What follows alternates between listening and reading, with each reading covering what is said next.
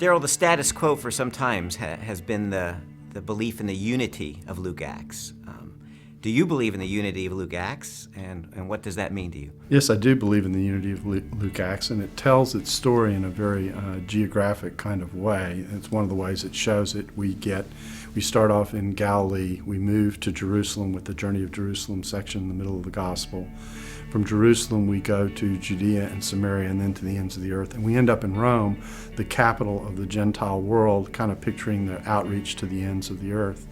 And so the whole thing has a geographic movement. We also have the two volumes linked by the way Jesus' ascension is tied together, ending up Luke and also beginning the book of Acts, so that the two volumes are linked together as one. And then there are themes that are shared in which certain things that happened to the apostles and in the early church match and parallel certain things that happened to Jesus as well. So everything about these books shows that they're in balance and connected and unified to one another. The theme lines that run through the gospel indicate this. So we see a movement towards Gentiles in certain passages in the Gospels where we have the centurion, for example, who's treated as having a faith unlike anybody else. That's a hint that the response on the other end is going to be a predominantly Gentile response. So that's certainly one example.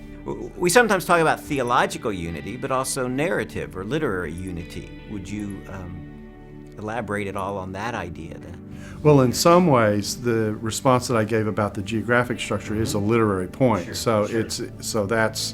That's the point. The theological unity is seen in the way in which promise and fulfillment come together in the two volumes as Jesus announces the arrival of the promise, and then the early church represents the real beginning of the fulfillment of that promise. And of course, even the ministry of Jesus has elements of fulfillment in it as well. But the benefits being distributed to those who respond to Jesus is where the real fulfillment comes. And thus, Luke can't stop the story with the crucifixion and resurrection. He's got to move on, and so he does.